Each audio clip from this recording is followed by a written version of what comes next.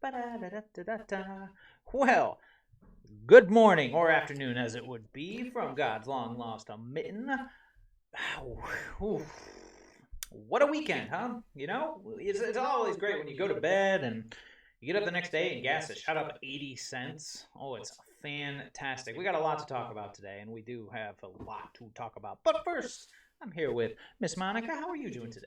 Oh, doing well, as long as I don't have to drive anywhere. Yes, that is important. It is good to keep your miles low. So you know what? I mean, we could go through this. Let's just dive right into it. I'm going to start with our first article here. From our good friends at the Daily Mail, Biden will ban imports of Russian oil, natural gas after relentless pressure. Gas prices set to go higher than the record $4.16 a gallon. That's right, people. We haven't seen prices like this since old Bummer was floating around. As Putin warns barrels will reach $300 and Americans are urged to conserve fuel. Oh, boy.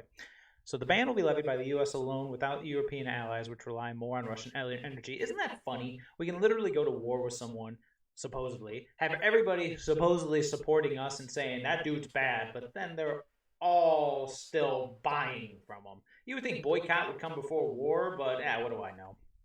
Well, I mean, it would if energy independence was something that was achievable. Oh, it's at this quite point achievable with their policies. Yes, that's the important part. We'll get to that. Not complete energy independence, and there's a lot of different things you're that go right. We into it. shouldn't use it as such a blanket statement. I believe it was mostly. Only mostly energy independent for the little asterisk there at the end. So domestic gas prices have skyrocketed since Russia launched an unprovoked attack on Ukraine in late February. Just got to do that segment on bias in the news. It's all garbage, but we'll keep going.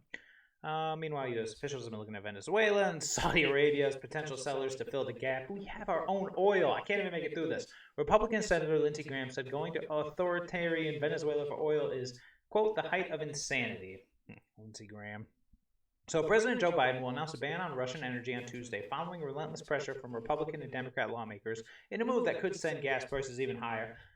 Calls to act have mounted since last month when Russia's authoritarian leader, Vladimir Putin, ordered an unprovoked and bloody invasion of Ukraine. European allies who rely far more on the Kremlin's energy exports are reportedly not joining the ban, but were consulted by U.S. officials, Bloomberg first reported. Isn't that amazing to me? The United Kingdom is also readying to announce its own ban on Russian oil imports, which will be phased in gradually to avoid panic buying. Again, you know, before we even go on any more with this, 2 years ago we had gas at let's be generous. Let's say just shy of $2 a gallon. We saw it lower, and it was lower in a lot of places. But we had mostly energy independence, and all it took was using our own resources and stop relying on other people's resources, which I understand is very dangerous lines to speak, that we could actually produce our own energy and stop paying for theirs. But this is just got out of hand. I mean, prices shot up. I mean, look at this right there. Prices already shot up at a rate not seen since 2008 on Monday, reaching $140 per barrel. And I'm sure you can agree with me when I say this is just the beginning. This is that small little spike before the following spike. I would not be surprised, and I hate to say this because, of course, we've heard it before, but I would not be surprised to see like gas at $10 a gallon by the end of the year. Well, and here's the thing that with all of this, whatever side of the fence that you're on, whether you believe that we're justified in going after Russia, or you believe that, we should stay out of it, one way or another, if we're going to boycott a country, if we're going to put sanctions on a country, we need to have a backup plan in place before we start threatening this. It's like anybody with any sense would come in here and say, I'm going to cut off my foot to spite my leg. Yeah. Like, why are we sitting here threatening this without opening up another pipeline? Without having a plan in place and going and begging another country to be on our side. Multiple other countries. Doesn't seem like they really thought this out before they started saying, let's cancel culture another country. No kidding. It really, I mean, we look through the news constantly, and it's telling that one side has been just a monster amount of like praise, support, and push. Like if you do not support them, you are the enemy. Like we're talking straight up McCarthyism. Whereas, and I'm not trying to, and it's sad that everybody always has to preface this with, well, I'm not saying that I like them, but at the same time, when you ban every form of communication they have, we ban RT just because they happen to, Russia happens to have a stake in it. It's important to see both sides of the argument, to understand why Russia's doing what it's doing, to understand their motivations. And when they outright say, no, you're just not allowed to hear anything that they have to say because they are the enemy, it kind of starts to make you wonder if there is something else at play. I do want to blink really quick here, too, and we're not going to stay on it too long. How about I just decline all your cookies?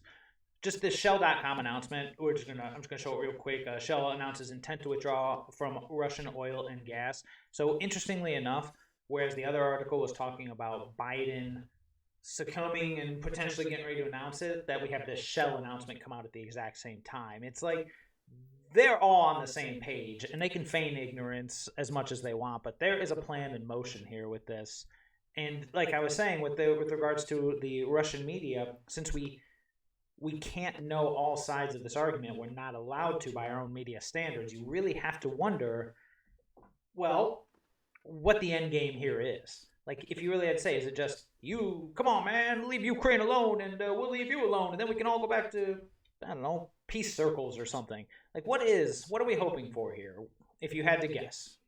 Well, it goes bigger than just a what are we hoping for moment. Like, these policies that they're putting in place, and the way that the United States has been thinking for the last few years, it buys into the cancel culture of things. Because if you read into the article on Shell, we're acutely aware that our decision last week to purchase a cargo of Russian crude oil to be refined into products like petrol and diesel, despite being made with security of supplies at the forefront of our thinking, was not the right one, and we are sorry. This is a company that deals in oil, which up until this point, Biden had taken sanctions off of this oil. And now, okay, we function, we run our company a specific way, and now the politics are shifted, so we can't run our company like that anymore. You cannot expect these companies to thrive on political back and forths like this. Right. You can't expect them to be able to run things efficiently. And I'm sorry, you provide how much oil to people? You bought a shipment from someone that you obviously have bought shipments from before, intending to secure that, intending to make sure that you can stay in business. And all of a sudden, people are saying, no, that's wrong. It's weird, isn't it? I mean, there's all these, and you can look at China if you really want to see where the origin of it is, but there's all this talk of one world currency, social credit, that kind of thing. I'm starting to wonder if our country's preferred currency are Twitter likes. Have you noticed that? I mean, we have feckless senators who are scared to speak up against things because they're going to get media backlash? It's insane to me that people are more scared about negative online campaigns, which represent something like 3% of the country, as opposed to living the best life for both us and our country. Well, it's because we're going through a morality crisis, which we really are. That's a really good point. That's a really good point. It's the third time in so many years. You look at, and no matter what you believe that was posted in social media, the death of George Floyd did bring up some issues for people, some emotional reactions, which caused a morality crisis in our country. It's a very safe way to put it. Do you believe one stance or do you believe another? And it caused a dividing line. Yep. It just keeps cracking. I was going to say, it really came down to an us or them. Yes. You are either with us or you're one of them. And it's different us's and them's for every morality crisis. But at the same time, the momentum gathering for the us has been pulling energy from all the worst and most negative energy people have to offer from the emotions that arise from these situations. They put this, they frame stories in a way where it's going to bring that outrage out, and then that can therefore be funneled towards whatever subjects at hand. Are they, it's, we don't like one group, it's the anti-vaxxers, so we'll channel it towards them. Now it's Russians, we hate Russians, and we'll get into the repercussions of this with an article down the line, but the way that the George Floyd incident, and everything that's followed, Breonna Taylor, I mean, we could name everything that's happened over the last couple of years that was all just front and center in the media, all designed in a way to essentially divide us, to push us into camps of either this outrages you and they're the problem, or you're the problem. They don't give the other side anything other than you're the problem, and either you're against the problem or you are the problem. Well, and that's what the politicians have seized, is that same mentality. Like, so we ran into it with the George Floyd morality crisis, and then we turned around and ran into it again with the COVID crisis. The idea that even unintentionally you could be the bad guy out there killing someone. Yeah.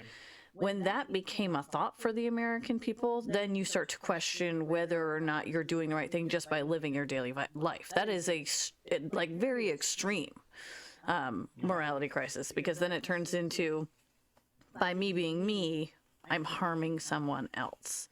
Yes. And either you think about that or you don't think about that. And if you push past it and live your life as normal, you are all of a sudden made into a villain by people who see that as a way to make themselves feel better, to virtue signal, to do all of these mandates and get them into place. I mean, when they started saying the words silence is violence, they basically said, no, you don't just get to go, I don't care, just take care of yourself, I have a life to live.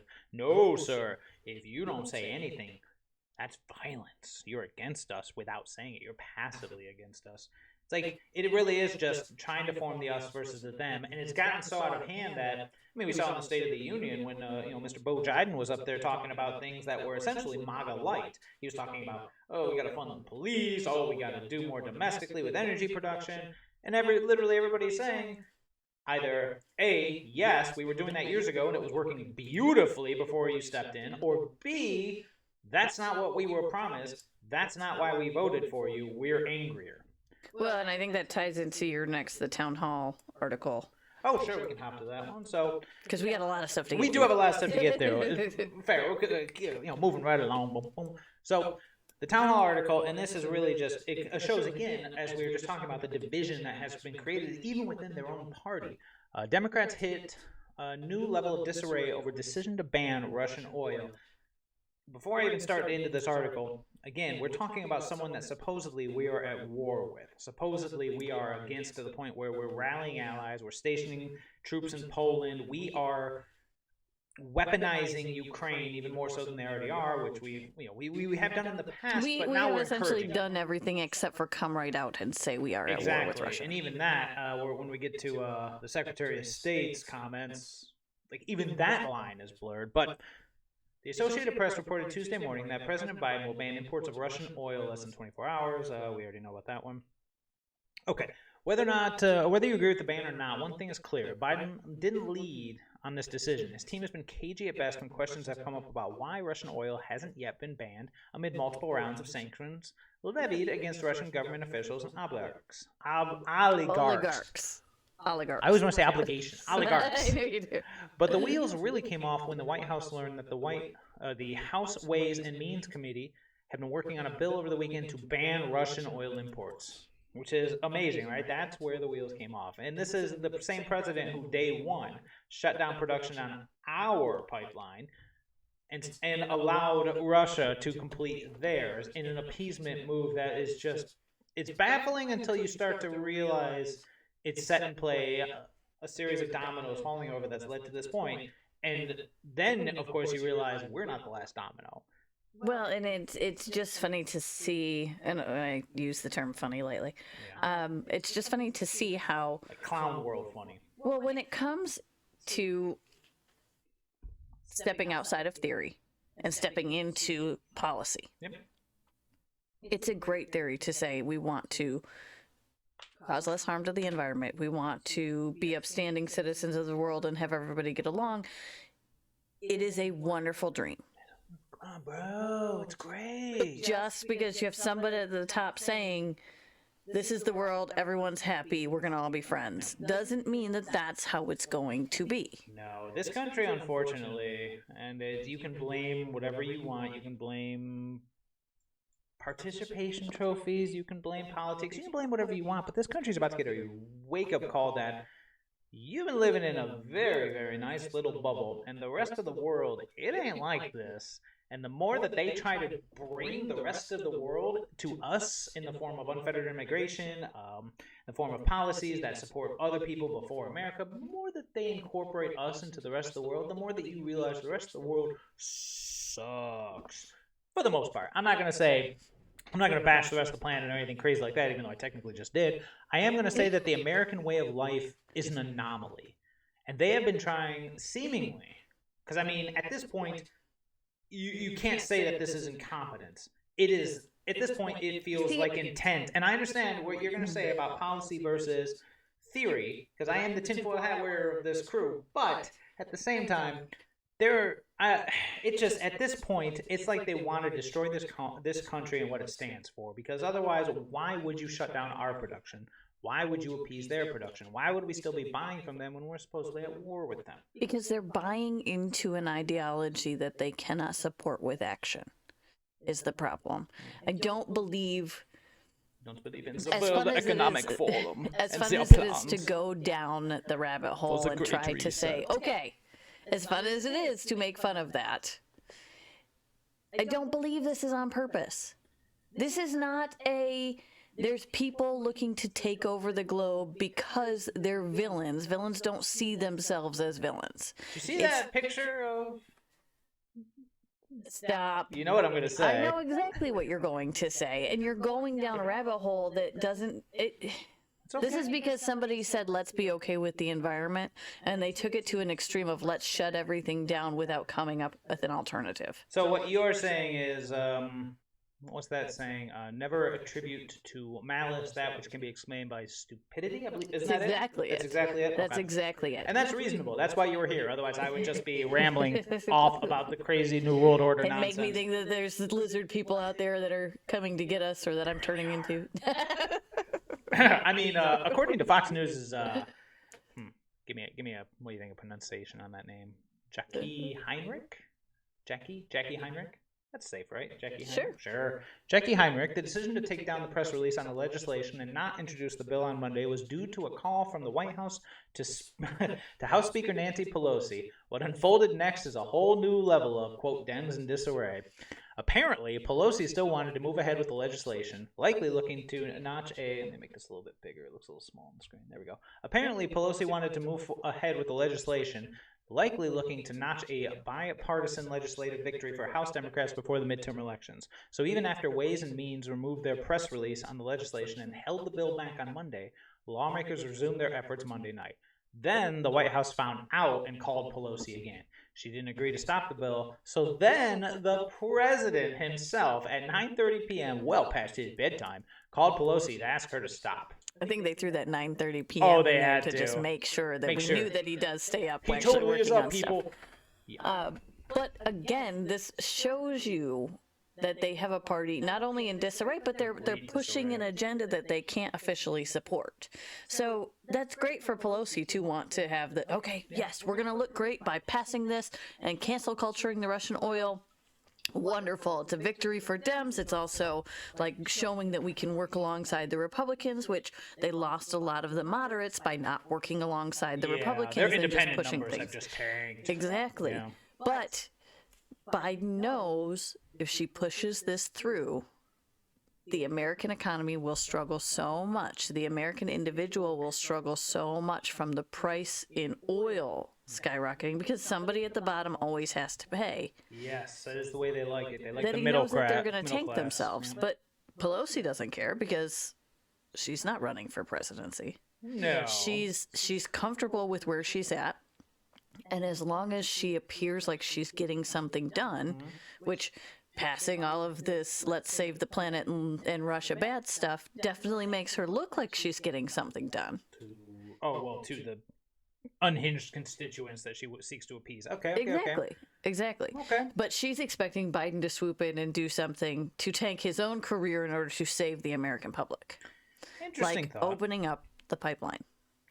Well, we'll get to that in a second. She be required to do that to keep us afloat. We do still have, though, what was that? That was weird. Anyways, There's more to it, though. Even Joe Biden couldn't talk Pelosi down, apparently. So then the White House escalated its opposition by calling Senator Ron Wyden to try and get him to convince Chuck Schumer to withdraw support for the legislation in his chamber and halt legislative process. Now, I know what I want to say, but in your opinion, when the leaders of the party and the president, who supposedly is not in that category, are smashing heads over a bill which, in my opinion, should be pretty obvious if the narrative is to be believed, what do you think is really going on here if they're trying to, like you said, virtue signal, and Biden saying, no, we need to buy their oil?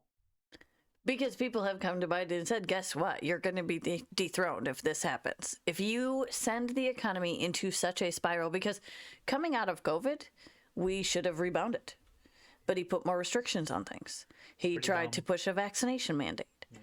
They tried to get that all worked in, and no matter what side you're on, it's a policy that he put in place that put a stranglehold on our economy. Very true. Well, I mean, every state that is in need of a so-called rebound are all Democrat-run states that just lock people down. I mean, you look at, like we talked about, Florida, Texas, South Dakota.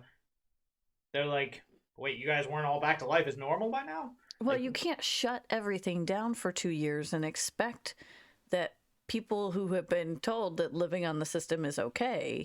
You're still in the stupidity over malice camp, right? I am very much in the stupidity over malice. Fair enough. I mean, it's hard to debate it at this point. Think about it with the way that you raise your children. Like the way that our kids are programmed. If they come home on a Friday and we say every Friday you don't have to do any chores. And then all of a sudden grandma's coming Saturday morning. Got to get this house in order. Yep. And that's exactly what's going on. You know, we allowed them to have every Friday night off, and all of a sudden grandma's coming on Saturday. We have to get this house in order. And all of these people are going, wait a minute. No, Friday nights are my nights. You said that was a rule. That was a hard, fast rule. Yep. You train people. That's your policies essentially shape your culture and shape your beliefs. And for 2 years, if you tell people be scared of each other, stay home, it's what's going to keep you and grandma alive. And then all of a sudden you do a complete flip and say, Russia's bad, pay $5 a gallon for gas and go back to work. It wasn't a slow ease back into economy. Some people come out. I'm assuming that this has nothing to do with all that Pfizer information that was released by court order showing what they've been trying to hide for years. Again, I don't narrative shifting has nothing to do with that. Again, I won't go into detail because, of course, I have to keep it in my tinfoil ring. But you do need to keep that in your tinfoil ring. At the same time, I'm at least going to acknowledge that the narrative, like you said, and I 100% agree with, the narrative shifted on a dime. Yes. Is anyone even talking about COVID anymore? The only thing, and I mentioned this to you, but I didn't pull the article, was I did see a local news report, which was the reporter seemed baffled that the demand for vaccinations and vaccines had just fallen off a cliff. It was just gone. No one's talking about it. No one wants it. And like you said, after 2 years in a pandemic, for the switch to flip like that, again, me being the tinfoil hat wearer, seems quite intentional. And it does, the fact that it coincides with information that was being suppressed but finally forced out through court orders, just to me seems a little too big to be a coincidence. No, so yes, there's a lot of things that we can go into with that. We're not going to because of course not. We don't want to get banned. We don't want to get banned. Yes, don't ban me, bro. And we're not gonna people will make their own decisions for their medical stuff. Let's just leave it at that. That is fair, and that should always be the case. Yes. No one's saying one way or the other. Yeah, talk to your doctor. It's that simple. Every individual person needs to make their own decision on that for what's right for them, what's right for their family. Yep. But it goes back to malice versus stupidity. Is there intent there? Is there? I don't think so. I think this administration came in with the theory that relaxing sanctions would be a good thing and we could be friendly and neighborly. And what they found out was it basically was the opposite of Trump. Instead of showing strength and saying, I'm going to bomb your civilians, as news reports have now said. Apparently, he straight up told both Putin and Winnie the Pooh that you mess with me, you take Ukraine, you take Taiwan, I'm bombing Hong Kong and Moscow. Like he straight up told them, said to their face, it's going up in flames. Stay out of that territory. And of course, they didn't until Biden came in. And like you said, it is. I will ignore the malice and just say we have, and no one can debate this, I think, at this point, a weak and feckless leader. And that's all it takes for tyrants like Xi and Putin to say, okay, the strong guy who was threatening me is gone. Now there's some incompetent guy who needs his nana or something. Now's the time to make our move, because who's going to stand against so us? they've probably been planning this for a long time because they know the way that the U.S. democratic process works. You know, if you're working with a leader that you know is in charge for 4 years, and it's a 4-year term, and maybe he gets elected a second time, maybe he doesn't. One way or another, you know that there's going to be rotation within that leadership. You know, unless a lot of things changes, unless the so-called deep state and the unelected bureaucrats are entirely shuffled out, which is darn near impossible save a purge, that, like you said, I don't like this guy's policy, I can wait. Well, and the way that the United States works is by swinging back and forth between different theories and different approaches. Yep. We don't just have one leader who sits in place for decades and has the same foreign policy on everything. You know, we shuffle it up more. The Federal Reserve, you could make an argument for. Well, but you're right. That's a economic background. No, that's a policy thing, though. I'm not going into the conspiratorial background. I just mean as far as the president always has to kind of confer with them. But I see, obviously it's a constitutional republic. We elect our leaders, and if we don't like them, under our current system, assuming they haven't changed it too much, which I guess we'll see come midterms, because already we're seeing some shady stuff going on with the primaries. Unless they change it too much, theoretically, we, like you said, we have a system. We don't like these people. We can get rid of them. We only have to tolerate them so long. But we're 1 year into this. We're 1 year into a 4-year sentence. And is our only hope 2022 and just crippling Biden's power by taking over the House and the Senate? Yes, and that's why our process is set up the way that it is. Oh, yeah. The founders were geniuses. Military, everything, every aspect of the word you can think. The founders were amazing. But I am gonna hop really quick here. I want to bring this up. This is from AP News. So again, this was tying into that malice versus stupidity argument. Biden halts oil gas leases amid legal fight on climate cost. Like, what? The Biden administration is delaying decisions on new oil and gas drilling on federal land and other energy-related actions after a federal court blocked the way officials were calculating the real-world costs of climate change. You know, it's, no matter which way you look at this, either, like you say, they're so incompetent. I should make this article bigger, 1 second. They're so incompetent, they're so stupid that they actually believe this crap and therefore are doing what they feel is in the best interest of the end game of climate change. Or they are maliciously trying to destroy our energy independence using climate change as their weapon. It doesn't matter which angle you look at. Both sides can agree on this. This is moronic. The fact that they're even blocking the attempts now that they've been pushed to a corner where people are saying, we had energy, why'd you shut it off, turn it back on? And they're in that corner going, okay, we'll look into it. And all of a sudden these activist judges come out, oh, yeah, no, you need to go back to your drawing board, man. It's like they've put safety nets in place. And we saw this with President Trump whenever he would try to enact anything, whether it was upholding Obama's travel ban or whatever. Activist judges fought him tooth and nail to the point where he constantly had to take his policy to the Supreme Court in order to get a ruling to continue on.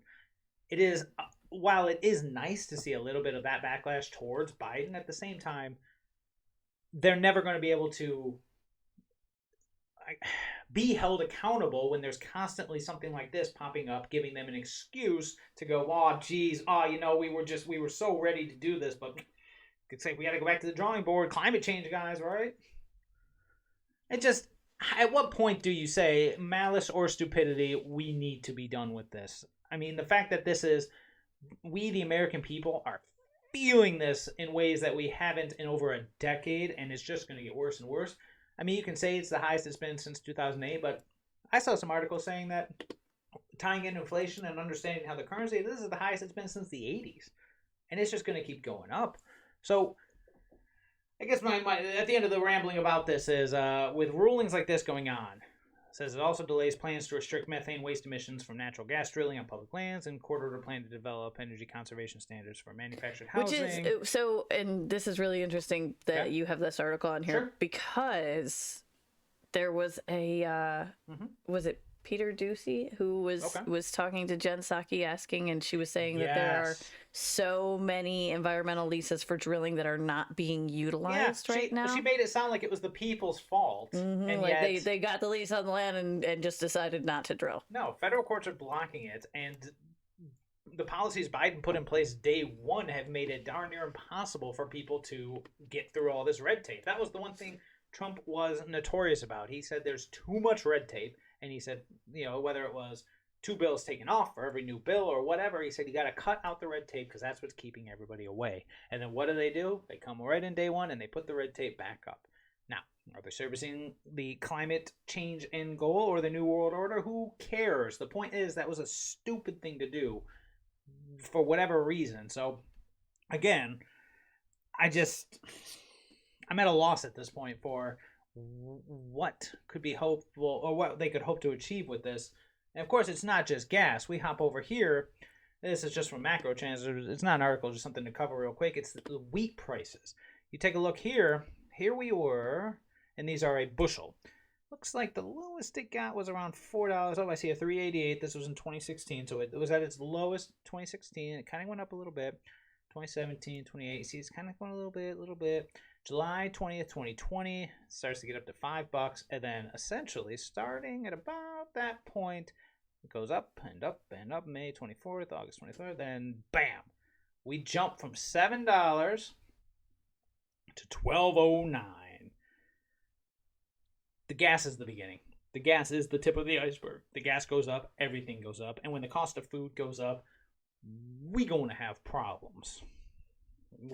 Well, and this is a lot of speculative cost raising because of the cost of the fertilizers and stuff that Russia, I believe, is the main supplier for, correct? Yeah. It was so many. We spent years setting up all of these diplomatic trade policies and things where we can get, like you said, wheat and gas from them. But now, of course, they've been gunning for Russia for years now. They've been talking about it nonstop. Like you said, you think that provisions would have been put in place of, we should probably ramp up our own production. We should probably ramp up our own stuff since we're getting ready to cut off our source.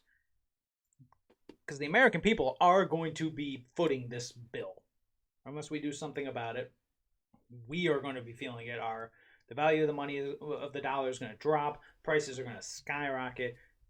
Gas is the first red flag. When gas skyrockets, everything does, especially diesel. Diesel's pretty important. Well, because people don't realize, so when you go to the store, things don't just automatically appear on the shelves. Part of the cost is the packaging and then the transport. So when you shop at places that ship things across the United States, where you stop buying locally produced stuff, where you choose to have foods in the winter that are shipped in, that cost is going to increase. Yeah. So, I mean, obviously the area that you're in will determine what foods are readily available and what. Of course. But I think it'll go back to people leaning on cultural dishes, things that are local to their areas. True. And cities cities are going to have the hardest issue with this. Well, I mean, they're surrounding areas. Even Detroit can get some stuff from the Mitten. It can get some stuff, but when you start charging that much for gas, you're not going to get those deliveries anymore. Well, Americans are spoiled. We're so used to having the choice of 10 different types of Rice Krispies. And I say Rice Krispies, that's even a brand name, but you know what I'm talking about. Yep. Like, you have multiple selections of the exact same thing. Capitalism is a beautiful thing. It is.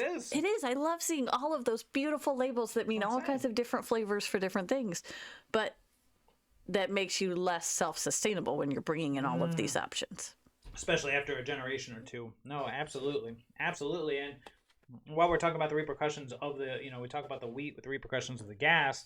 I mean, here's one from CNN Business. Oh, this is so stupid. Stoli Vodka announces rebrand. Now, Now, keep in mind, these are the same people. The people dumping out this vodka and throwing a fit because it's Russian are the same people that said you couldn't burn a Carhartt jacket if you didn't believe in the brand. And I am a big advocate of you do whatever you want to do with what you've purchased. It's your money, it's no your matter stuff. how stupid it makes you look.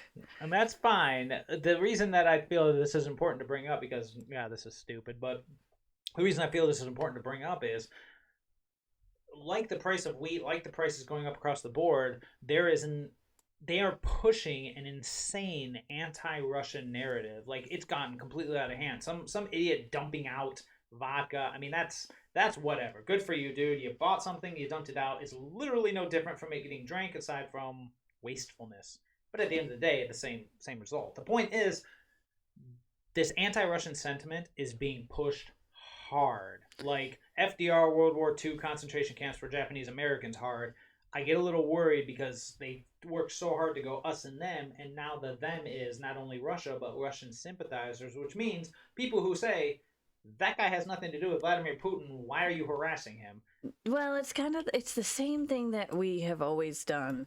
And it'll be different levels and different extremists. And sometimes when you see it, you can't unsee it type of thing. Yeah. But do you remember shortly after the attacks on 9/11 and all that, when everything was called freedom fries? Mm-hmm. Yeah. So there's a related article in this CNN business that says bar owners are swapping out Moscow mules for Kiev mules. Same kind of mentality. Goodness. If you're sitting back and you're enjoying a drink, so say something happened and I don't like New York, I'm not going to call it a Manhattan anymore.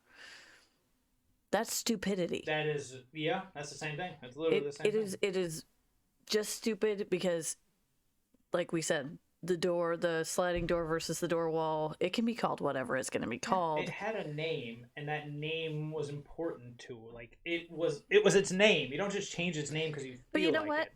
Great. For the people who believe that this should be done, they can go out and they can order that stuff. But for the people who don't, they can refuse. I understand that, and that's fine. I mean, personal freedom is one of the most important things on the planet. My issue here is it's not going to be enough. Like that, you're looking at it through the lens of how we would handle it. You know, like, I don't like the fact that Nike runs slave shops. You know what? I'm done buying Nike. I'm going to boycott their brand.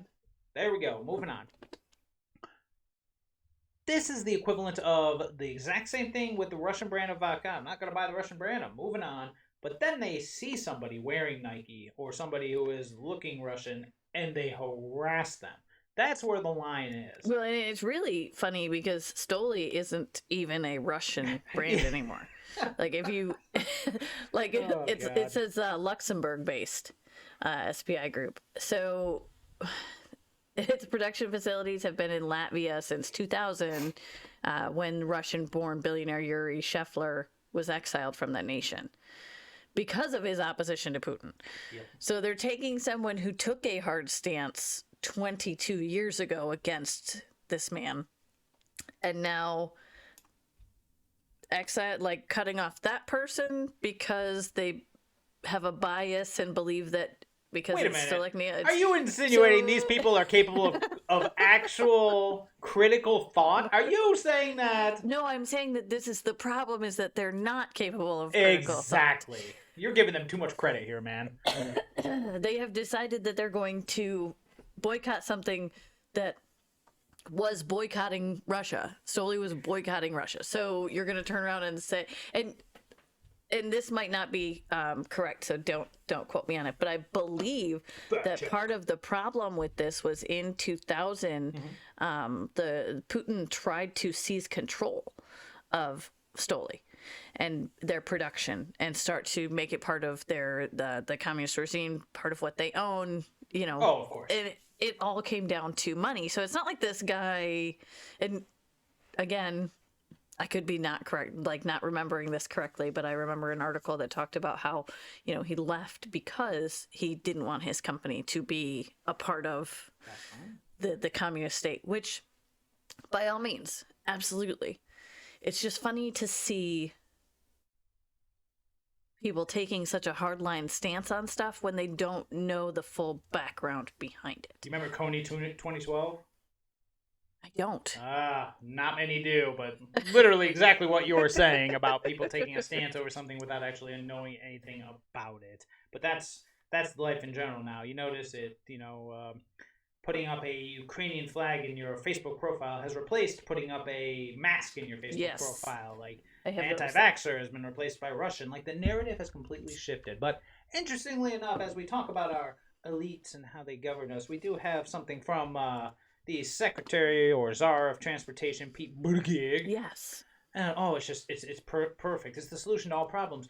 Pete Buttigieg says buying electric cars will help save people money as gas prices rise.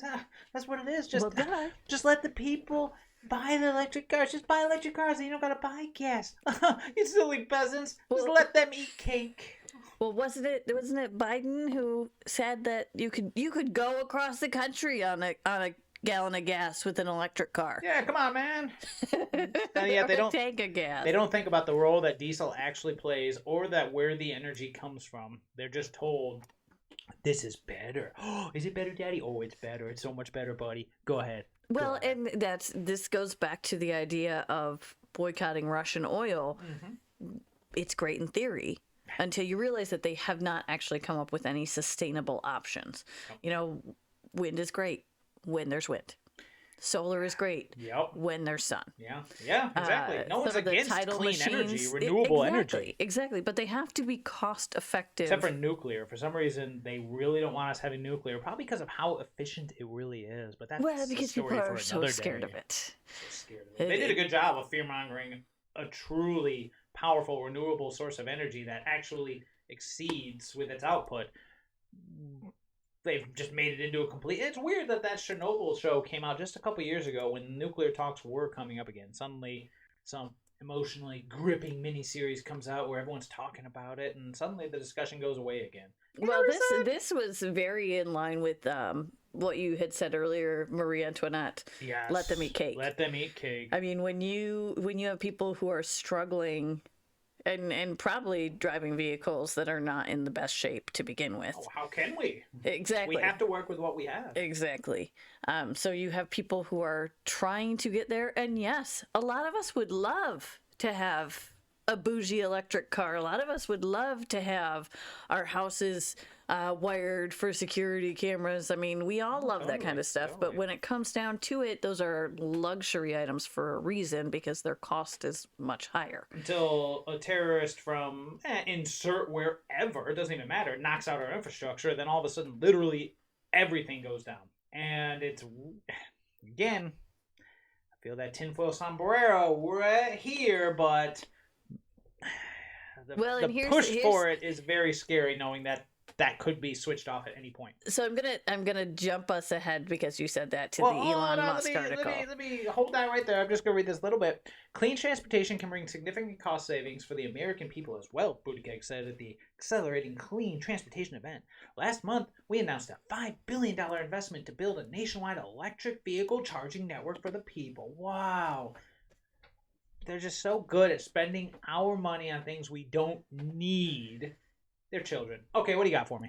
Well, going back to, everybody has an electric vehicle.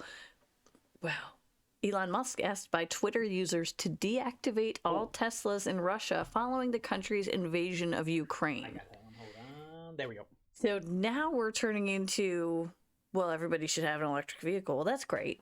We're building a nation's worth of infrastructure for these electric vehicles. That's wonderful.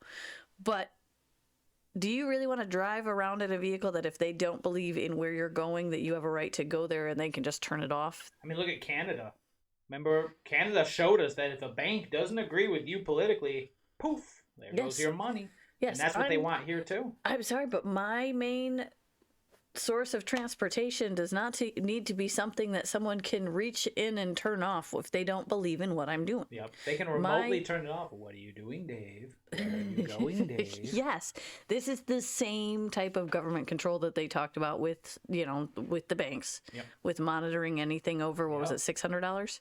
Yeah, $600. $600. And if you think about it, $600 is nothing. It's nothing. I mean, we can't monitor Nancy Pelosi's insider trading, but they want to know what we're spending over $600 on. Our 13-year-old would spend that on, what is that? What is the game? horse game with the Oh, God, coins. don't give it. Don't. There is no horse game, and it doesn't cost real money. I don't care what anyone says. I was going to say, more importantly, with this Elon Musk article is, do you know who has the monopoly on a lot of the aspects of the electric vehicle? China. China. It's weird how this has become a China first administration. I'm seeing if it mentions here in the article, but no, China has a monopoly on a lot of aspects of the electric vehicles. I believe that they have the largest stock of what they make the batteries from, or access to the chips. If they take Taiwan especially, then any of this nonsense is just going to be crippled immediately.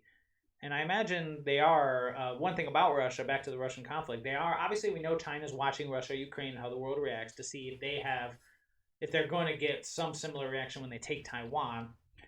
Russia has officially, after Visa and MasterCard threatened pulling out the ability, and PayPal for some reason, the ability to pull out their services, Russia has signed on with China's credit card system, which I am blanking on now. Swift, I don't know. Go fact check me, look it up.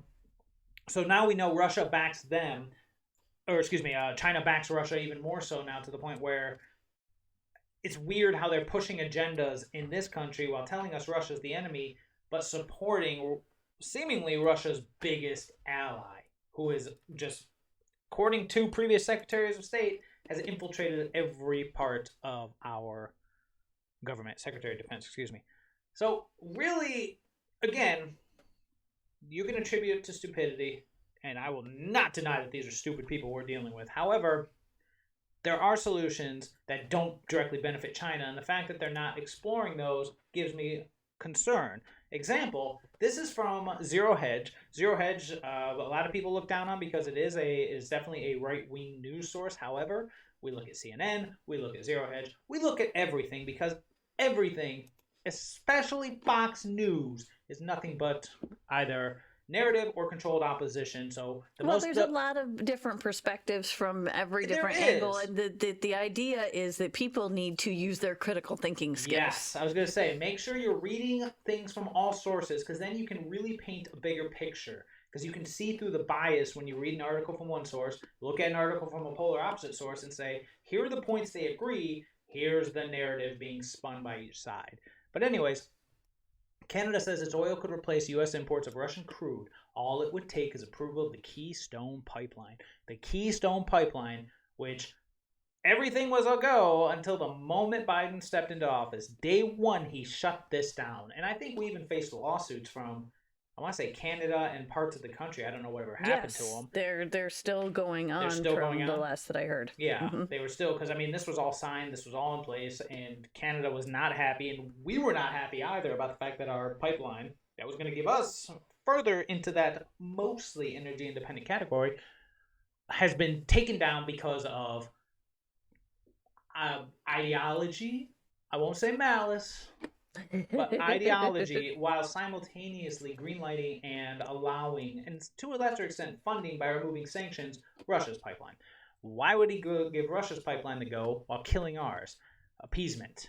But again, all that says is the stupidest people possible are running this country into the ground. And anyone who has said, well, that's always been the case, yeah, dude, 2019, let's look at the numbers. Well, no, I mean, so you can't just base everything off of what things were like under Trump versus what things are like under Biden. You have to go back further. The United States has been in a downward spiral of lack of self-sufficiency for decades. We've started it started to come back under Trump. Exactly. The idea of putting America first, which is why so many people got on board with that. But we had generations of raising people who could not be talked to like adults because we were hurting their feelings. Look at the video that we watched the other day. Oh, it was so bad. Oh my gosh, so what was that? Why are you bringing that up? If you really want to be entertained, check out the Twitter or knitter.net. If you don't want to deal with Twitter, I don't blame you. Libs of TikTok.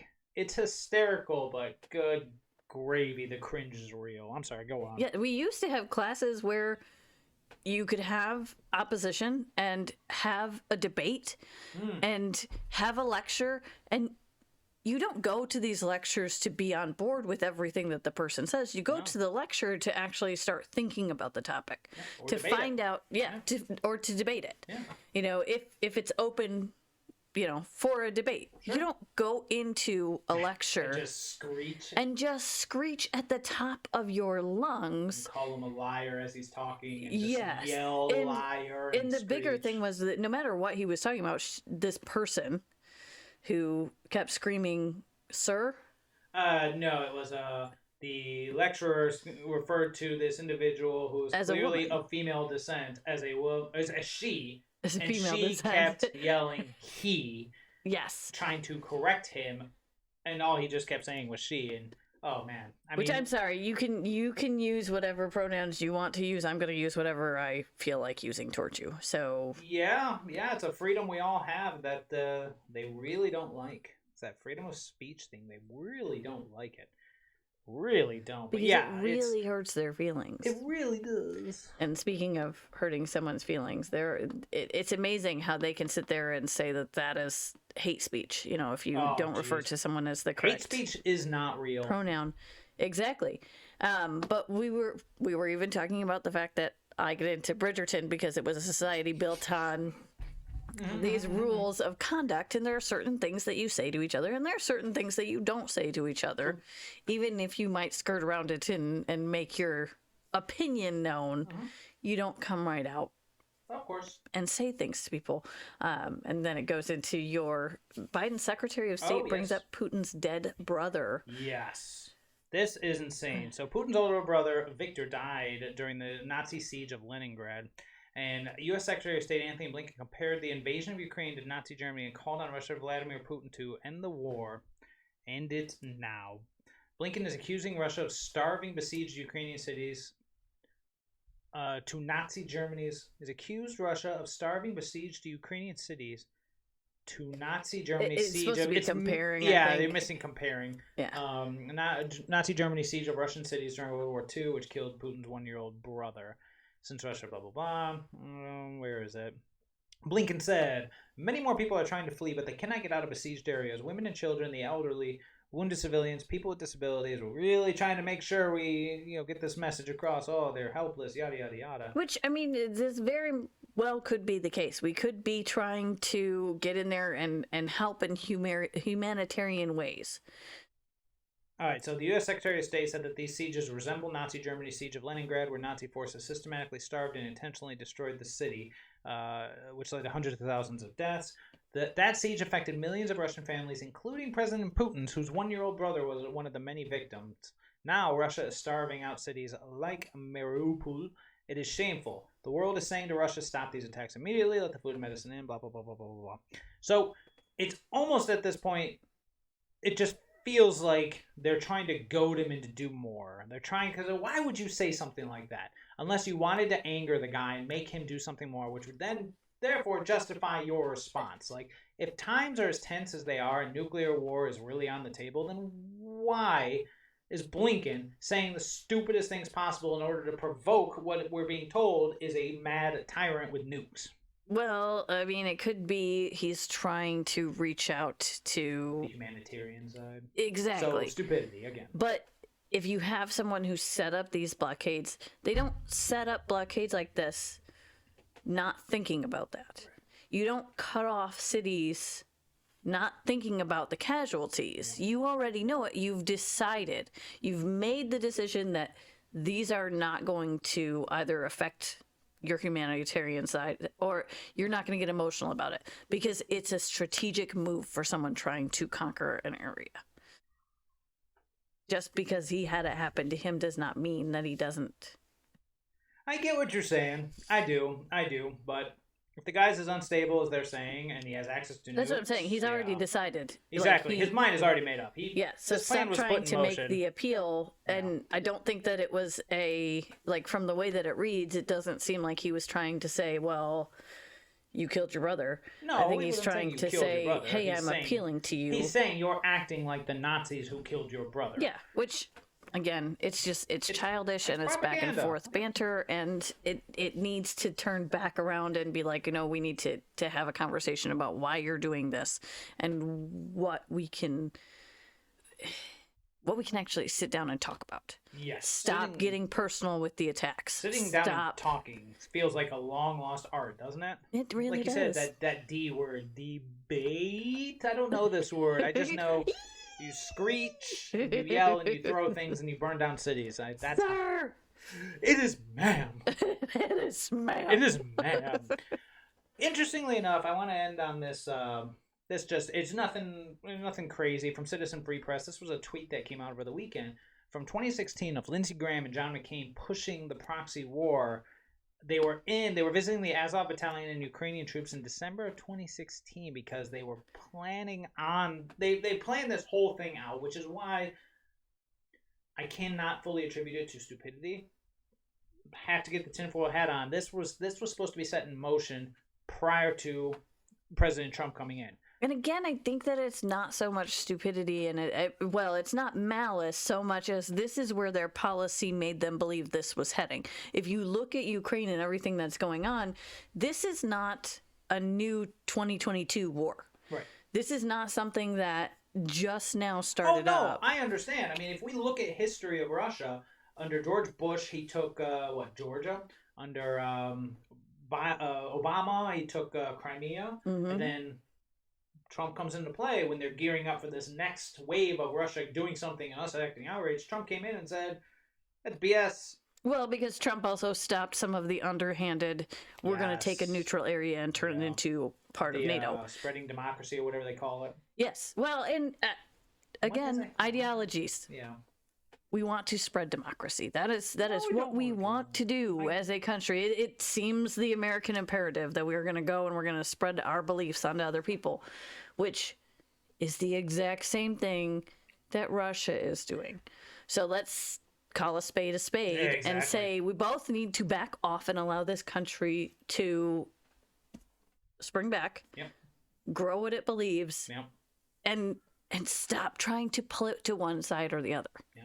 Allow it to be neutral if it's going to be neutral. Allow it to stand on its own 2 feet. Yeah, absolutely. Absolutely. My point was more that these plans were in motion.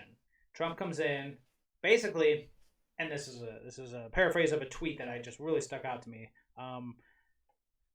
An outsider snuck in. They didn't think it was going to happen. An outsider snuck in. And when that outsider snuck in, it really showed us, the American people, how fake it all is. Yes. It is so fake that an outsider came in and literally over the course of 3 years, not even this full term because of COVID, 3 years, he said, we don't need wars. We don't need to be paying these people this money. The American people should have their own energy, their own money. And in 2019, we were at the peak in our country's history. It took 3 years against all opposition for an outsider to say, everything going on here is actually BS. And what happens? The insider makes his way back in. We can talk about the lies later, but at the end of the day, 81 million votes allowed him to come in. And what happened?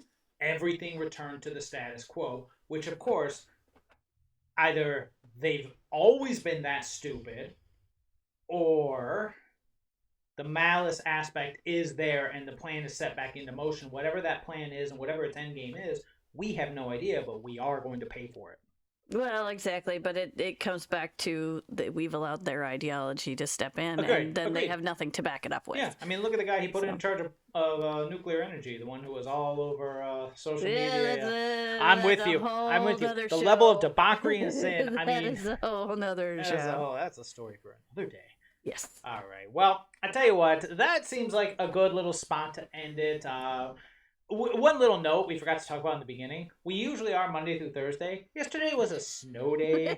So as fun as in the mitten. Yes. In the mitten we get snow days, a lot of them. And when we do, we have children running around like crazy little animals. So it kind of makes it hard to do our show. However, we were tossing around ideas, and we think next time there's a snow day, which there will be, maybe even this week, maybe we'll do something like Snow Day Shorts, where we try to get them distracted, then we make little videos throughout the day instead of our one big one. I don't know, but I just thought I'd let you know that yesterday, snow day, yeah, kids. Anywho, that's all from me. All I gotta say is, Let's go, Brandon. How about you? Well, if you like this video and you want to see more yes, from yes. Coffee or Tea, please remember to subscribe and smash that like button. Yes. Beat it like Biden's face in. Okay, that's not a threat. That is a joke. Get over it. Love you. Bye.